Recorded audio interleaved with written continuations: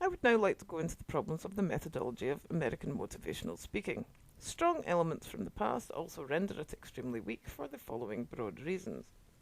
1. Plain English.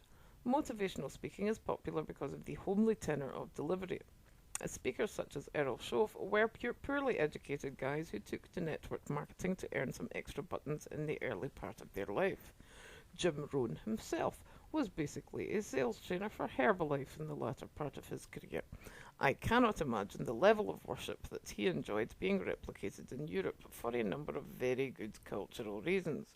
Whilst I have no problem with imaginative and non-patronising explanations for things, I once used donuts to explain the main theories in social philosophy, for example. Sticking with a formula which worked 60 years ago is extremely limiting. I watched Wolf in the early part of his career become extremely frustrated with the apathy he was confronted with as he tried to grow various early versions of his model.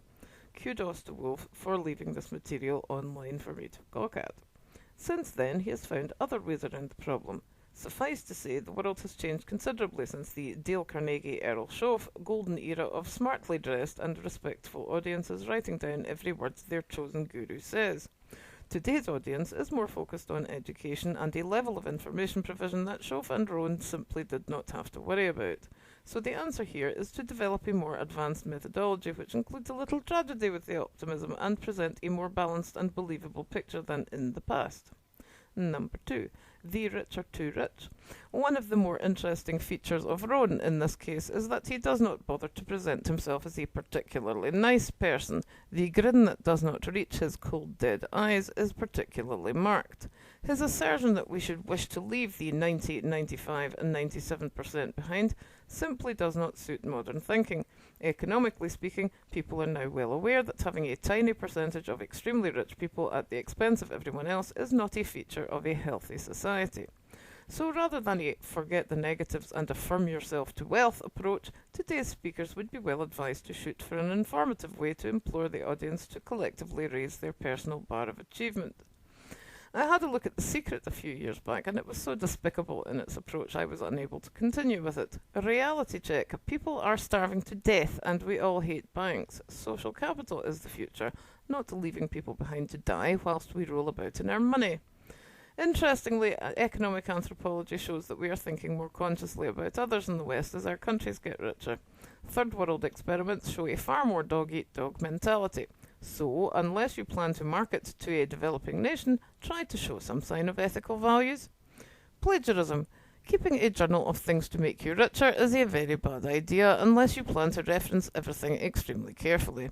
It is considered to be acceptable in oratory because obviously it is impossible to reference every line you say in the course of delivering information. It is, however, relatively simple to paraphrase and equally easy to mention the source of your great ideas. Rohn's premise of journal keeping and using anecdotal material to get your point across is just not going to cut it for the future. Instead, it is again quite easy to pepper your material with useful or otherwise stimulating information and heartfelt goodwill to your fellow human. 4. The pyramid must die. This is a personal observation. It is time to kill the pyramid. The 1% sit on the top of it. There are other formulations from the time of the Medici which I am able to go into, but we'll save this for a different post or possibly book. If you are employing or being told to employ your affirmations or motivational techniques as part of a sales scheme in which you are on the lower ranks of yet another layered network, just get out of it and find some ideas of your own. You are not onto a winner in the vast majority of cases.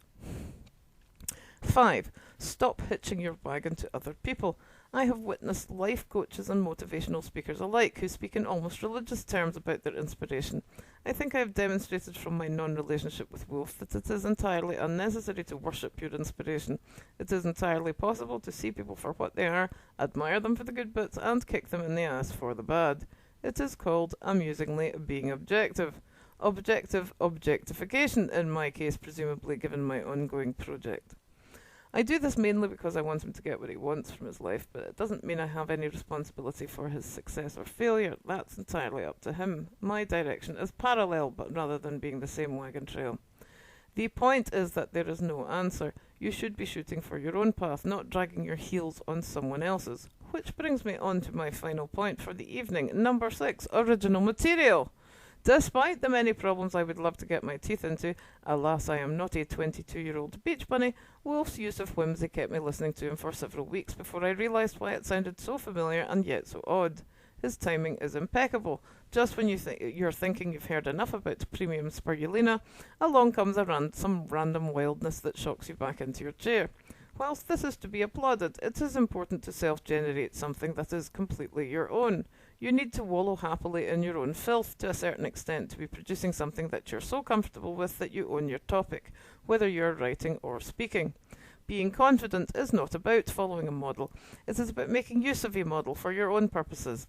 It is imperative that any keen audience get some sense of acceptance. Bringing a sense of dignity to your audience, whilst raising their consciousness, may seem like a return to an evangelical approach, but it is perfectly possible to instill pride and make use of it in an audience which has been lulled into defeat by an increasingly oppressive meritocratic approach.